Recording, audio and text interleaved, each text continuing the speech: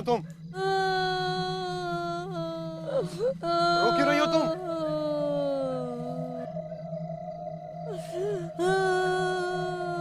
क्या हुआ तुम्हें?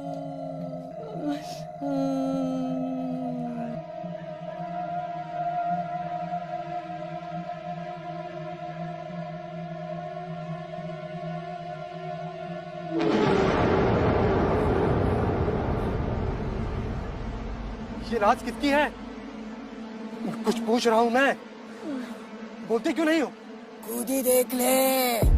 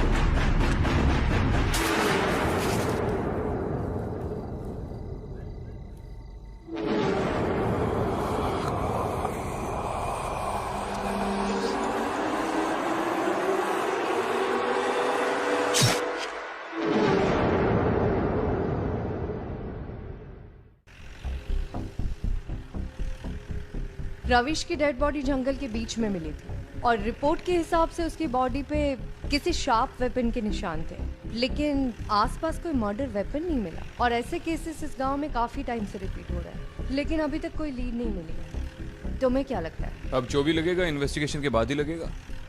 वैसे मैं सोच रहा हूँ शहर वापस जाकर ऐसी एक जीप खरीद लो, बड़ा मजा आता है ये चलाने में, सच्ची।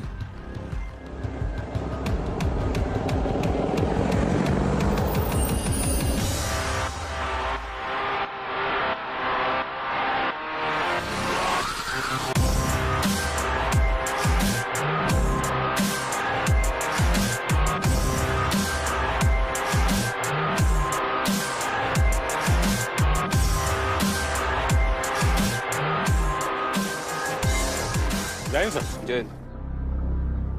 कितने बजे के करीब की बात होगी?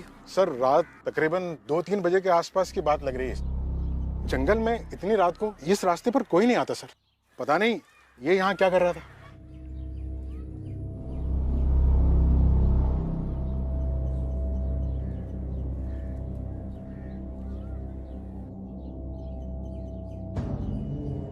यहाँ से कुछ मिला था? नहीं मैडम, यहाँ से तो कुछ नहीं मिला था। रॉबरी या आपसी दुश्मनी कुछ भी? नहीं सर, ऐसा कुछ तो दिखाई नहीं पड़ रहा, क्योंकि उसका पर्स और बाकी सब सामान उसके जेब में ही था। एक काम करते, सबसे पहले रविश के घर से छानबीन शुरू करते। ठीक है।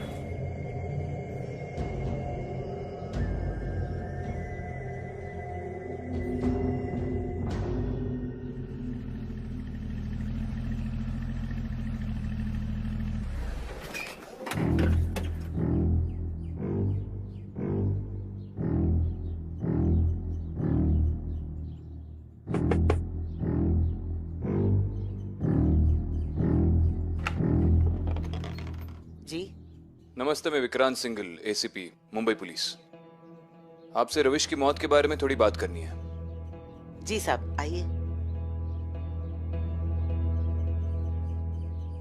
आपके लिए मैं पानी। जी नहीं, ठीक है, आप बैठिए ना, बस थोड़ी देर बात करनी है। जी।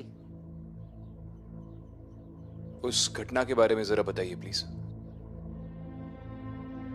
कभी सोचा नहीं था कि अपने बेटे की मौत देखनी पड़ेगी इस जीवन में। देखिए, हम आपका दुख समझ सकते हैं, लेकिन आप हमें रविश के बारे में जितना बताएंगी हम आपकी उतनी मदद कर पाएंगे। बहुत खुश रहता था हमारा रविश।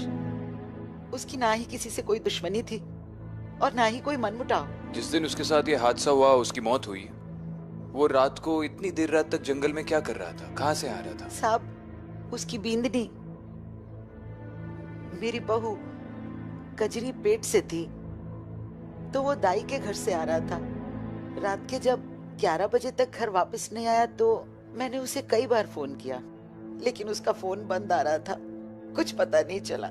दाई के घर गया था, मतलब आपके गांव में कोई अस्पताल नहीं है? अस्पताल तो बड़े लोगों के चोचले होते हैं ना साहब, हमारे यहाँ तो दाई ही बच्चा कर देती है।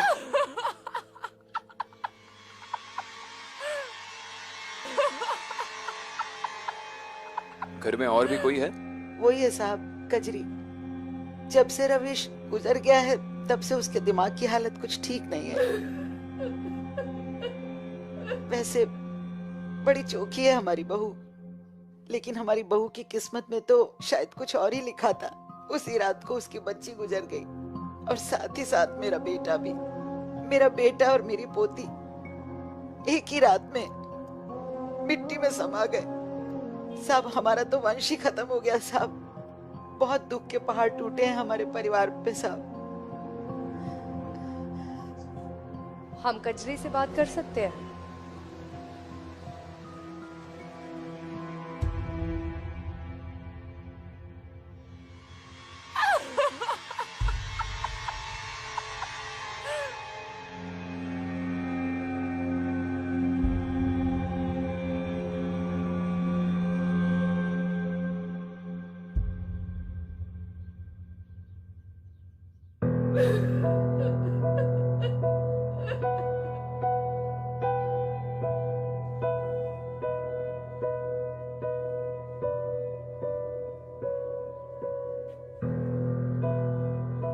कजरी, हम लोग पुलिस है।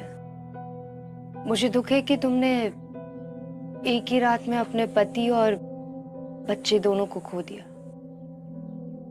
अगर तुम चाहती हो कि जो तुम्हारे साथ हुआ वो किसी और के साथ ना हो, तो प्लीज हमारी मदद करो। तुम पूरी बात बताओ, उस दिन क्या हुआ था?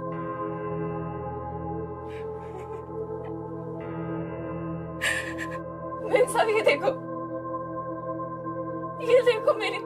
मेरी तीसरी बच्ची भी मर गई मेरे साथ। तीसरी? मेरी फूल सी बच्ची है मेरे साथ। देखो ये पैदा होते ही इस दुनिया से चली गई मेरे साथ।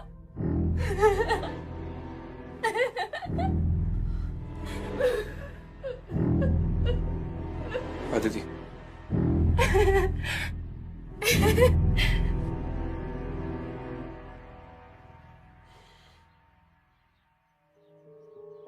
आपने हमें पहले क्यों नहीं बताया कि कजरी के इससे पहले भी 2 बच्चे मर चुके हैं?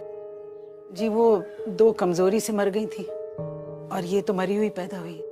कमजोरी से? जी ठीक है, आप हमें उस दाई का एड्रेस दे दीजिए, हम उन्हीं से पता कर लेंगे। रविश रात 12 बजे यहाँ से निकला। उस वक्त मैं यहीं पे थी। हमने सुना कि उसकी बच्ची मरी हुई पैदा हुई थी। हाँ, कजरी की बच्ची बहुत ही कमजोर थी। मैंने बहुत कोशिश की लेकिन कोई फायदा नहीं हुआ। इस बात से रविश को काफी सदमा पहुंचा होगा। उसका रवैया कैसा था? बहुत ही सीधा साधा आदमी था। 9 महीने अपनी बीवी की बहुत सेवा की, खाना पीना घर का काम सब में मदद करता था। लेकिन जब उसे पता चला तो बहुत दुखी हो गया। मैंने उसे घर भेज दिया। बच्ची की मौत का कारण क्या था? बहुत कमजोर थी बच्ची। मैंने उसमें जान डालने की बहुत कोशिश की लेकिन ऊपर वाले की इच्छा क्या की किसका क्या चलता है। एक और बात, इस गांव के ज्यादातर बच्चे आप ही करती है। इतने सारे बच्चों के मरने से अच्छा है कि आप लोग उन्हें हॉस्पिटल ले जाए। अरे कैसी बात करते हैं आप? अरे 50 साल से ये काम कर रही हूँ मैं। लोग कहते हैं मुझ पर भगवान का आशीर्वाद है, भगवान का हाथ है। और ये बड़े बड़े अस्पताल बस लोगों से पैसा छीनने का काम करते हैं। किसी से भी पूछ लो, मैं कभी भी अपने काम में लापरवाही नहीं करती। अब ऊपर वाले की ही मर्जी नहीं है तो मैं क्या करती। ठीक है, दोबारा जरूरत पड़ी तो आएंगे। जयराम जी की।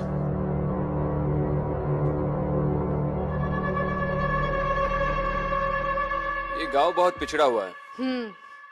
आज भी गांव में लोग हॉस्पिटल की जगह दाई के पास जाते हैं। वहां जंगल में रविश मर गया और यहाँ पर उसकी बच्ची मर गई उसी रात। तुम्हें इन दोनों डेथ्स में कोई ताल्लुक लग रहा है? ताल्लुक हो सकता है, लेकिन जंगल में बाकी डेड बॉडीज भी तो इसी तरह से मिली है। उन सारी डेथ्स में और रविश के डेथ में तो ताल्लुक है ही, लेकिन एक बात तो तय है, इस बच्ची की मौत कमजोरी की वजह से नहीं हुई। हमें सारे केसेस में कॉमन लिंक ढूंढनी चाहिए।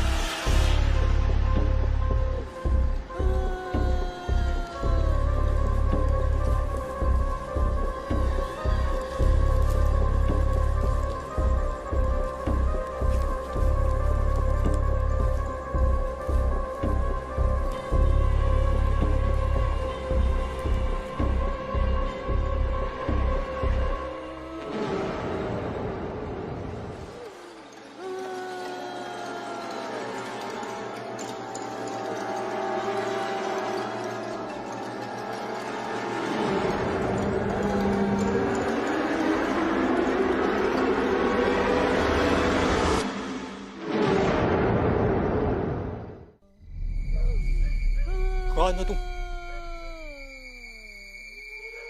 यहाँ क्या कर रही हो इस वक्त?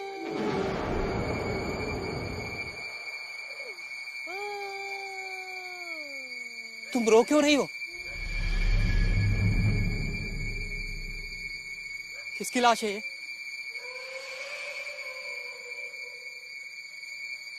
कौन मर गया? खुद ही देख ले।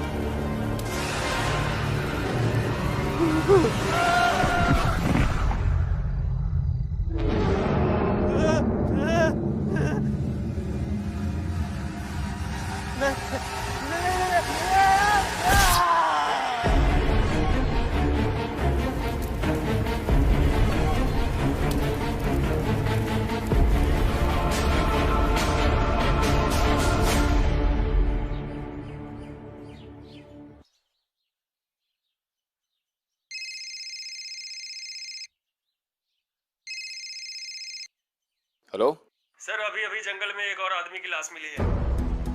क्या? ठीक है, वहीं पर रुको, हम आ रहे हैं। क्या हुआ? जंगल में अभी भी किसी आदमी की लाश मिली है, चलो।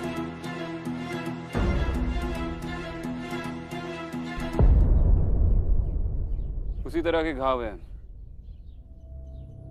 वार किसी नुकीली चीज से किया गया है। इसकी बॉडी को जल्द से जल्द पोस्टमार्टम के लिए ले जाइए, और रिपोर्ट बहुत अर्जेंट है। विक्रांत, यहाँ कुछ था, कुछ अजीब।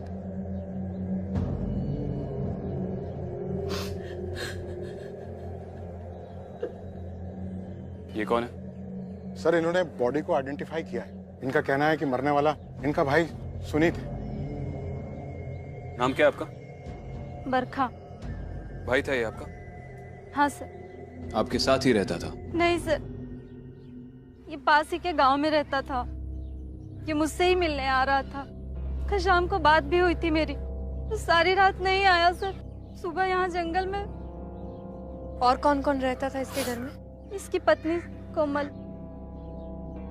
तो वो इसकी बॉडी क्लेम करने के लिए नहीं आई? सर हमने इन्फॉर्म कर दिया, लेकिन अभी तक कोई नहीं आया।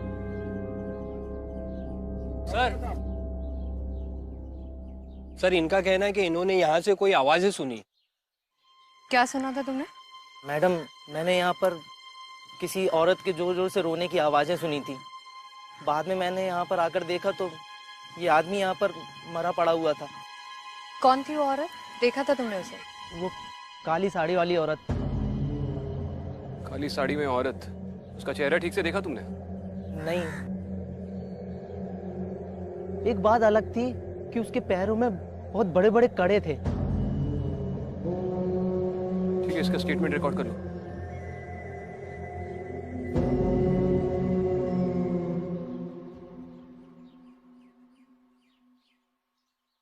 अब तक ये सारे लोग मरे हुए पाए गए उस जंगल में। दीपक, सुनित, रविश और कई भी सारे लोग हैं। सबके घाव एक ही तरीके के हैं, सबकी मौत एक ही तरीके से हुई है।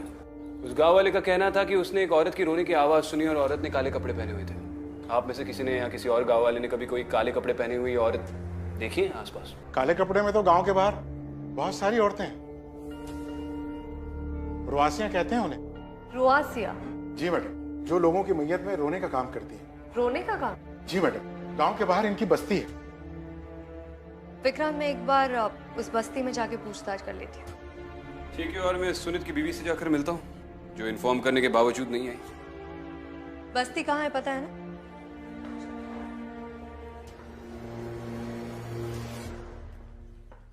ये सुनित के घर का एड्रेस है तुम्हारे पास? यस। गाड़ी निकलवा।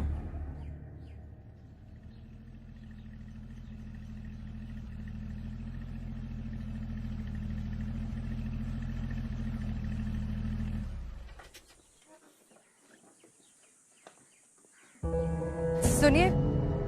अरे अब सुनिए, आप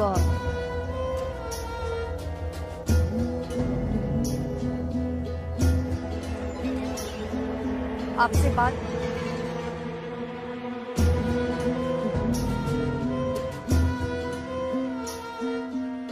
सोनी, एक काम करो, तुम इस तरफ पूछताछ करो, मैं उस तरफ देखूं।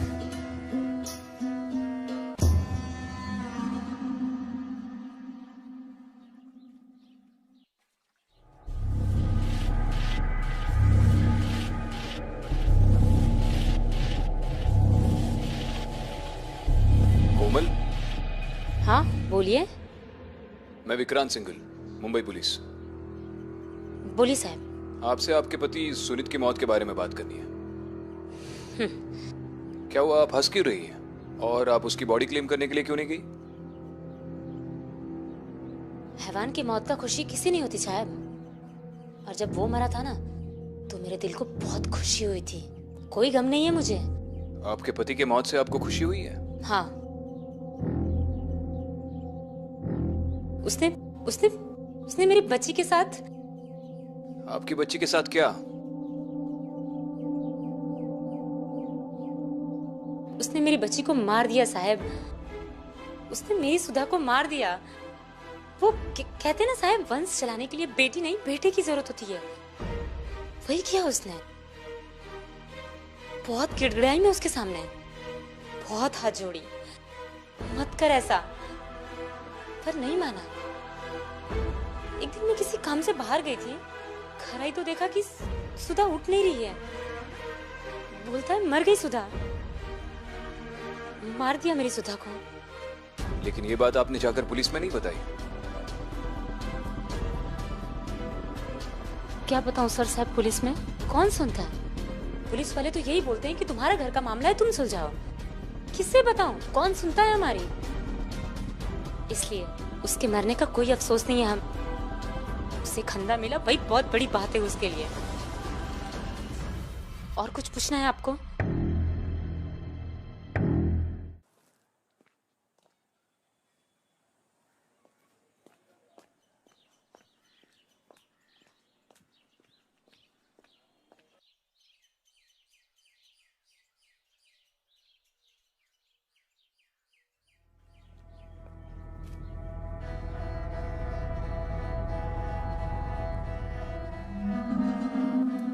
नाम क्या है तुम्हारा?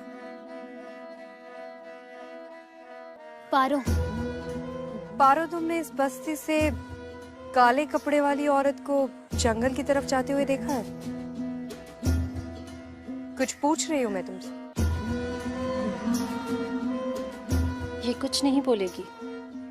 जो पूछना है हमसे पूछिए। आप कौन? रोआसी। नाम क्या है आपका? लता। लता जी, आपने इस बस्ती से किसी काले कपड़े वाली औरत को जंगल की तरफ जाते हुए देखा है रात को? यहाँ से रात को मेरी इजाजत के बगैर कोई कहीं नहीं जाता। देखिए, इस गांव में काफी टाइम से कत्ल हो रहा है और गवाह के मुताबिक एक काले कपड़े वाली औरत रात को जंगल में जाती है और वही सारे कत्ल करती है। उसने अपनी आंखों से देखा है। काले कपड़े तो बाजार में बहुत मिलते हैं। हम रुआसियों को मैयत में आंसू बहाने के लिए बुलाया जाता है, आंसू बहाने का कारण बनने के लिए नहीं। कब से कर रही है आप ये काम? क्या करोगे जानकर? देखिए, गांव में जो हो रहा है उसे रोकने के लिए मेरा जानना बहुत जरूरी है और आपका जवाब देना। कितने लोग हैं इस बस्ती में? गिन लीजिए।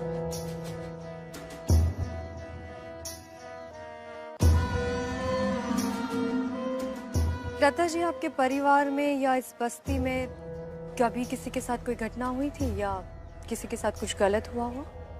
होता भी तो हम बाहर वालों को नहीं बताते,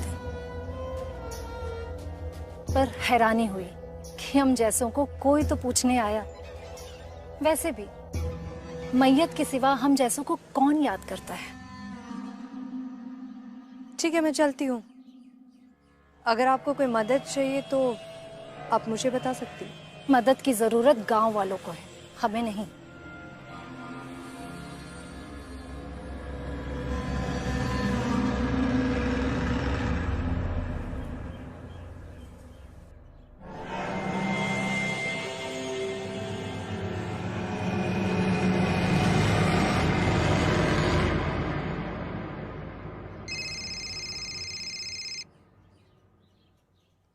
हाँ दीदी। विक्रांत सुनीत की फैमिली से मिले? हाँ, इसकी कॉमन लिंक मिल गई है। सुनीत ने अपने हाथों से अपनी बेटी को मार डाला था। अच्छा। और तुम्हें कुछ पता चला? हाँ, उस बस्ती में मैं एक औरत से मिली, लता नाम था। जब मैंने उससे सवाल पूछे तो बहुत ही उल्टे सीधे जवाब देने लगी। विक्रांत, मुझे लगा कि जैसे वो मुझसे बहुत कुछ छुपा रही थी। मैं एक काम करती हूँ, उस बस्ती के जितने भी पुराने केसेस हैं उनकी फाइल्स निकलवाती हूँ। शायद कुछ ना कुछ पता चल जाए। ठीक है, मैं चौकी पे पहुंचता हूँ, मिलकर चेक करते हैं। ठीक है। Okay, C you.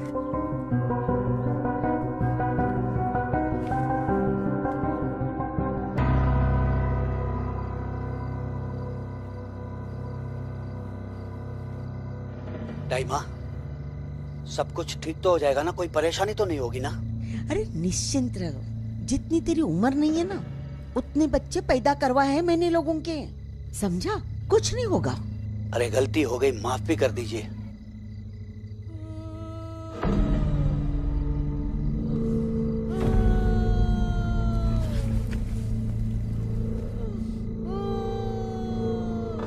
दाइमा, किसी औरत के रोने की आवाज है।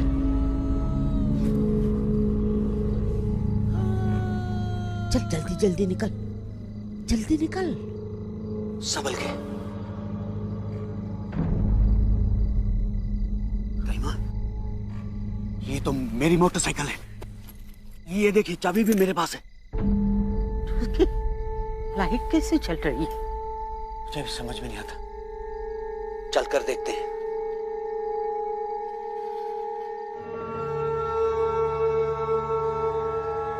कौन है? कौन है वहां पर?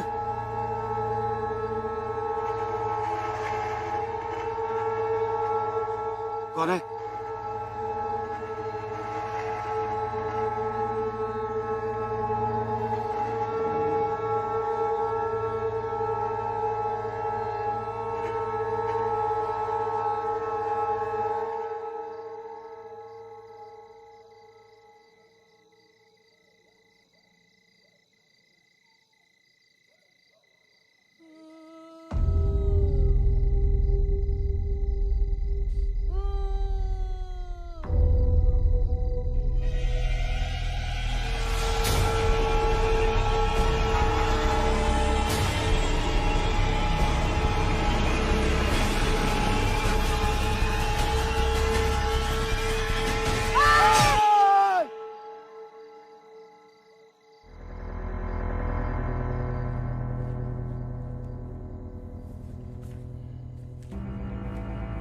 कांस्टेबल्स का कहना है कि हाल ही में इस बस्ती से किसी ने कंप्लेंट नहीं लिखवाई है। ये सारे के सारे पुराने केस फाइल्स हैं।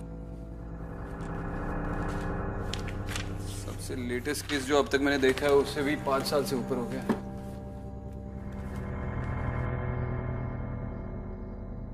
ये देखो, ये एक केस है 20 साल पुराना।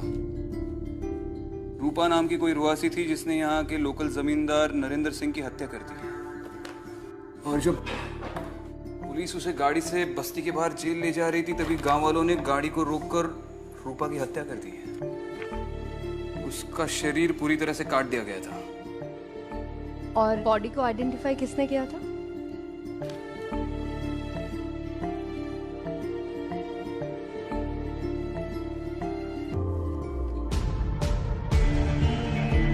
दत्ता।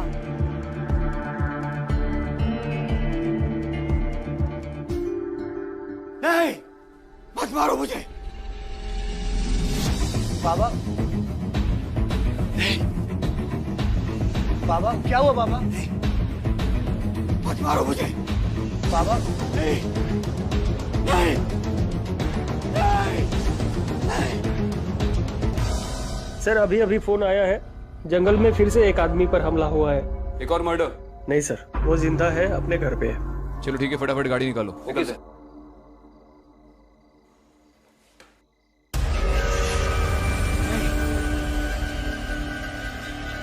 नहीं, नहीं, मत मारो मुझे। नहीं, नहीं, नहीं, नहीं।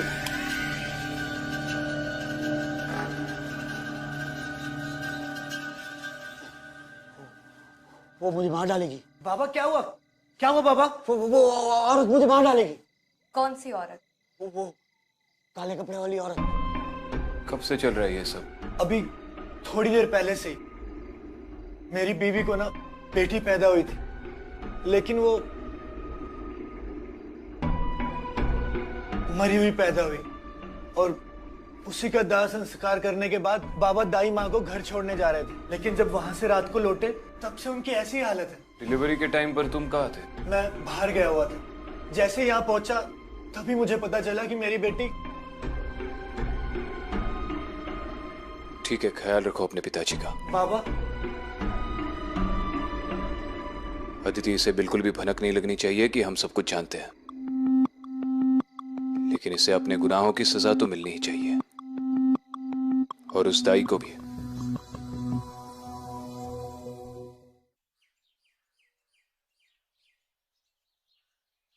कब हुआ ये सब? कल रात की बात है। बच्चा करवा के हम वापस आ रहे थे, अचानक हम पर हमला हुआ। किसने किया हमला? एक काली साड़ी वाली औरत थी, उसने किया।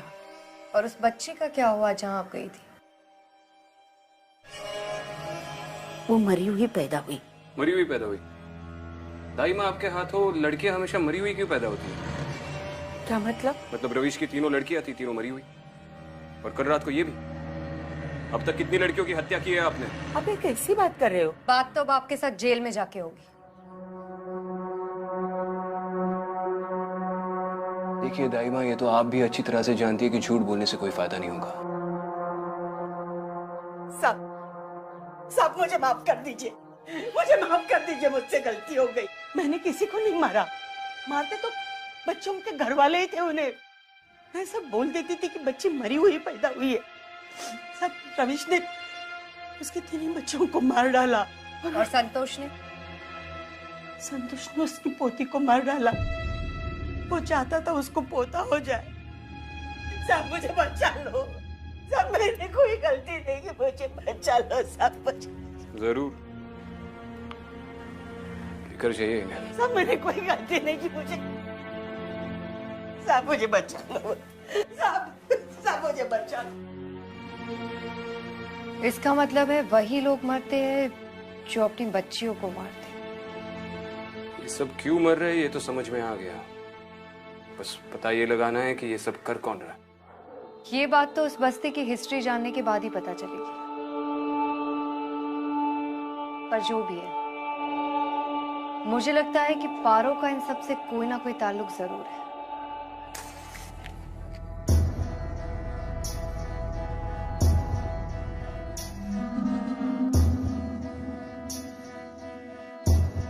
लता जी, मुझे आपसे कुछ बात करनी है। देखिए, इस गांव में जो कुछ भी हो रहा है उसे रोकने के लिए मेरा आपसे बात करना बहुत जरूरी है। रूपा के साथ क्या हुआ था?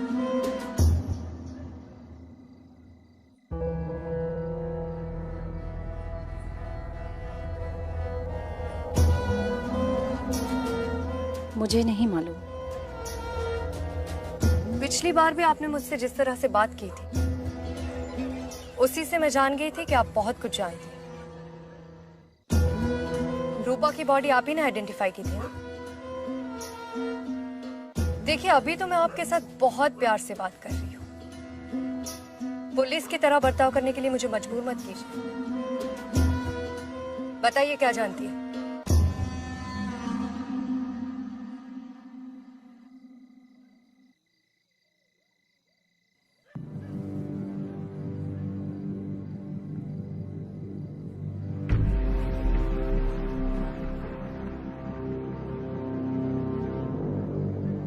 पारो, तू अंदर जा।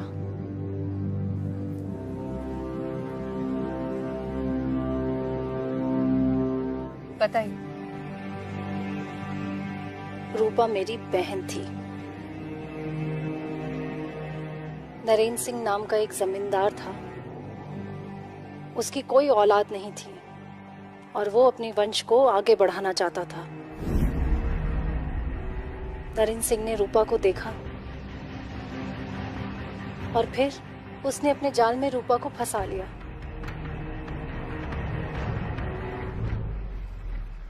फिर रूपा गर्भ से हो गई। वो कहता था कि उसको बहुत अच्छे से देखभाल करेगा। हमने इस बात को घर से बाहर नहीं जाने दिया और हमें भी लगता था कि शायद रूपा की जिंदगी बदल जाए। फिर रूपा को बेटी हुई।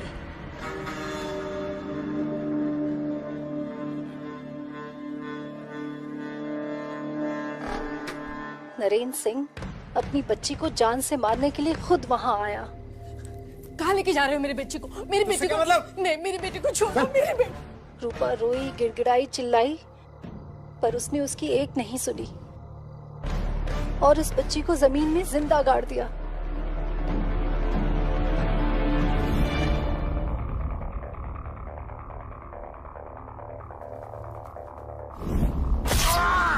इस बात का बदला लेने के लिए रूपा ने नरेंद्र सिंह को मार डाला।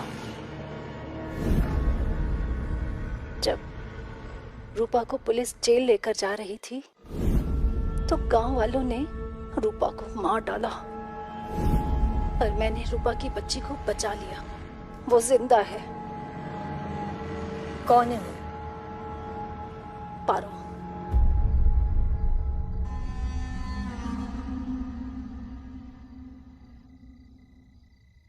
पारो रूपा की बेटी?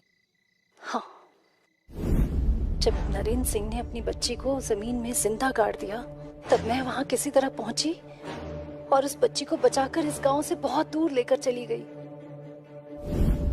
उसे वहीं पाला पोसा और सबको यही बताया कि ये मेरी बच्ची है। लेकिन फिर कुछ आर्थिक तंगी की वजह से इस गांव में हमें वापस आना पड़ा। लेकिन रूपा को अभी भी यही लगता है कि उसकी बेटी मर चुकी है, इसीलिए वो लोगों को मार रही है। उसकी आत्मा को शांति मिले इसलिए हमें एक बार उसे पारो को दिखाना बहुत जरूरी है। पर पारो को इसके बारे में कुछ भी मालूम नहीं। पारो को आपने ये सारी बातें नहीं बताई? नहीं।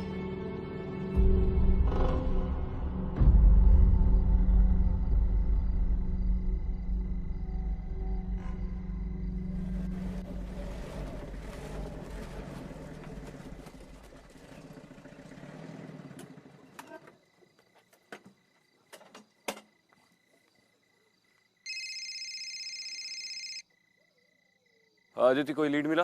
विक्रांत, वो काले कपड़े वाली औरत का पता चल गया। वो रूपा की आत्मा ही है, वही सबको मार रही है। वो नरेंद्र नाम के लड़के से प्यार करती थी। उन दोनों की एक लड़की हुई, लेकिन नरेंद्र को लड़का चाहिए था और उसने उस बच्ची को मार दिया? हाँ भी और ना भी। मतलब? जो गलतफहमी अभी तुम्हें हुई, उसी गलतफहमी में रूपा भी है। लता ने मुझे बताया कि नरेंद्र ने अपनी बेटी को जिंदा गाड़ दिया था, लेकिन उसके जाने के बाद लता वहां पहुंची और उसने उसको बचा लिया। वो अभी जिंदा है और वही पारो है। और जब तक ये पारो रूपा के सामने नहीं आती तब तक ये सिलसिला चलता रहेगा। एग्जैक्टली। इसका मतलब वो संतोष को भी मारने की कोशिश कर सकती है। मैं अभी संतोष के घर पर ही आया हूँ उससे बात करने। तुम एक काम करो कि जल्द से जल्द पारो को लेकर यहाँ पर संतोष के घर पे ही आ जाओ। ओके।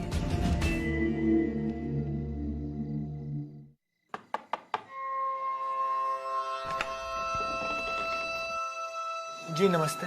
नमस्ते। तुम्हारे पिताजी से थोड़ी बात करनी है। आइए।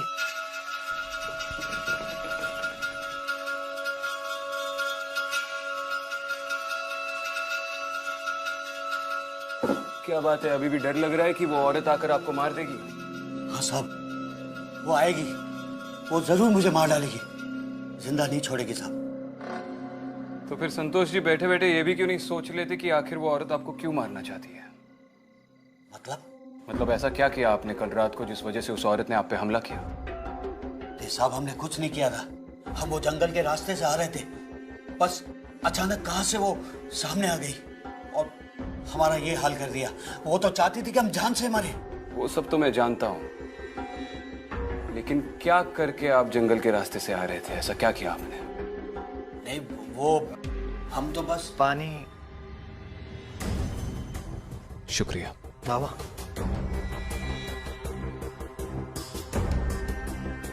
खून खून क्या हुआ बाबा? सब मत पीजिए, खून है इसमें। अरे खून पिला रहा है तू, मत पीजिए साहब, मत पीजिए। किसका खून नजर आ रहा है आपको इस पानी में? अपनी पोती का? नहीं साहब, खून है इसमें, खून है, ये पानी नहीं है। बेवकूफ खून पिलाएगा मेहमान को। जा दफा हो जाओ यहाँ से।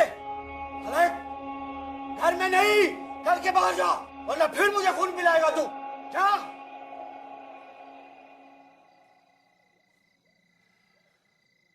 संतोष जी, तुम्हारी दाई माँ तो हवालात में चली गई और तुम भी अच्छी तरह से जानते हो कि मैं किस बारे में बात कर रहा हूं। सर यकीन मानिए, मैंने किसी को नहीं मारा। संतोष देख, तेरी उम्र का लिहाज कर रहा हूं, वरना तुझे इतना मारता कि दुनिया भर बेटी बचाओ का नारा लगाता फिरता तू। अपने पोती को मारा तूने। नहीं।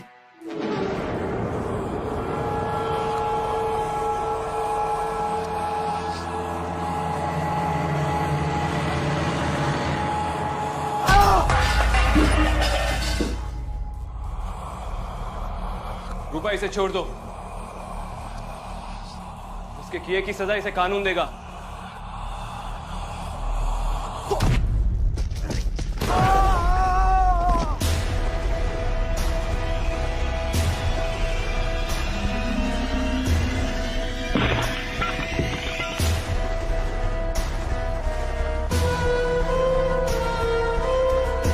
और रही तुम्हारी बेटी की बात, तो वो अभी भी जिंदा है।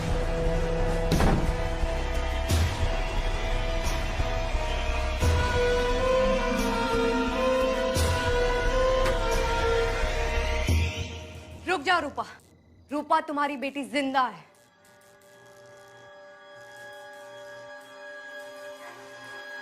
तुम्हें गलतफहमी हुई है। नरेंद्र ने तुम्हारी बेटी को जिंदा गाड़ दिया था, लेकिन तुम्हारी बहन ने उसे बचा लिया था और वो यही है तुम्हारे सामने। यही है तुम्हारी बेटी पारो।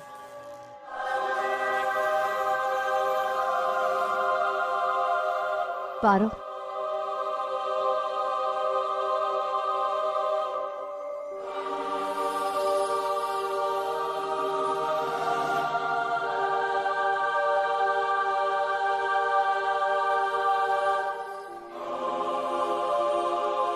माँ,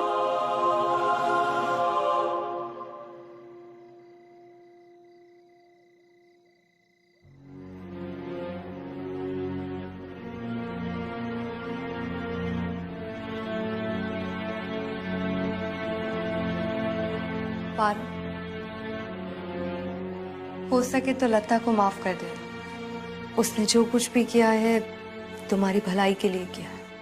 हाँ मुझे पता है, बचपन से माँ ने मेरा ख्याल रखा है, मुझे उनसे कोई गिला नहीं है। अच्छी बात है, चलो।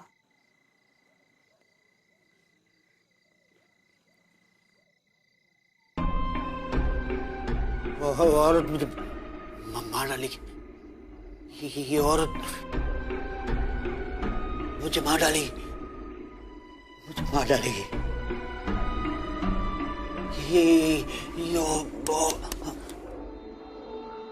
चली गई। तुम भी चलो। रूपा से तो बच गए, लेकिन पुलिस के डंडों से नहीं बच पाओगे। चल।